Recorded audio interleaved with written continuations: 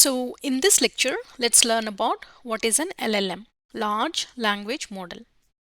So we already learned in the previous lecture that an agent consists of two main parts. One is the brain and the other one is the body. Brain is nothing but the LLM, that is the large language model. The LLM handles the reasoning and planning.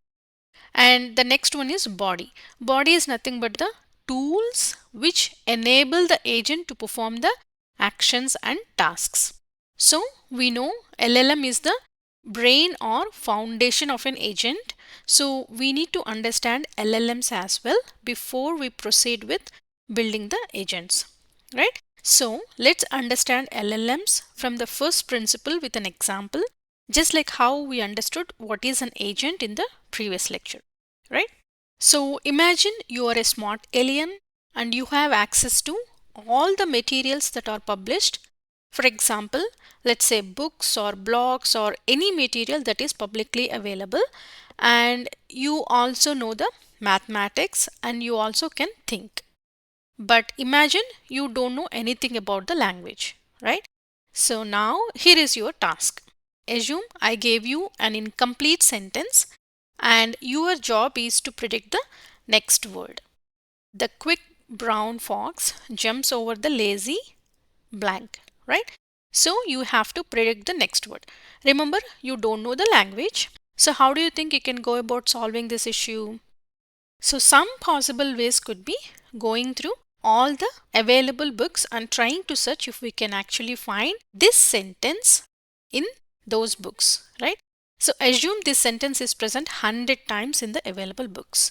Then we probably would choose the highest probability word that comes next, right? That is the word which comes more frequently, right? So that will be your next prediction word.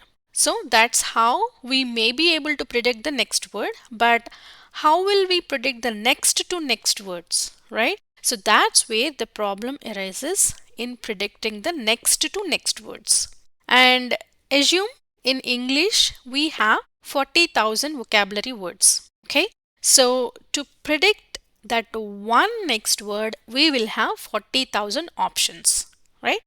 And to predict the next to next word, that is two words, we will have 40,000 times 40,000 options, right?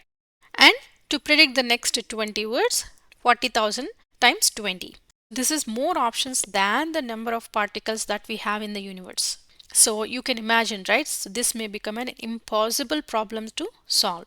So what if the given sentence doesn't even come anywhere in the past data, be it books or any materials that is publicly available, right?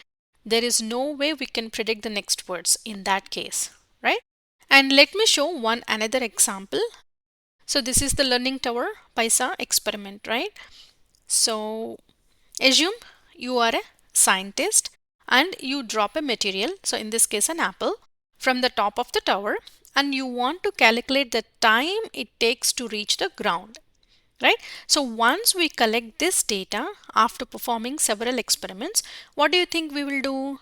Once we have the data collected, we will try to find the patterns in the data, right? So that means we will try to create a model for how much time the material took to reach the ground from the top of the tower. So the equation is, in this case, T is the time, H is the height, G is the gravity. So this is how we came up with this equation. So what will this model do? Once we send the input to this model, then the model can get the output as the result for us.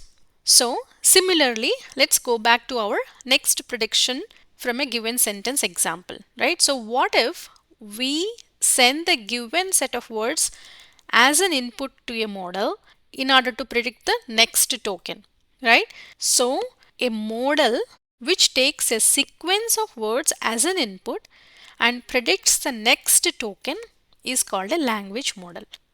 So with this, I hope you understood what a language model is, and we will deep dive in the next lecture. All right. Thank you.